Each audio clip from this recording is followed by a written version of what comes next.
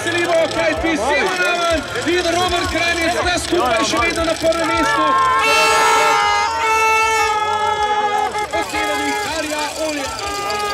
Ja, veselimo se, da se je Robi Kranjec končno že prebil teh 4. mest tukaj v Planici in da bo danes stal na stopničkah.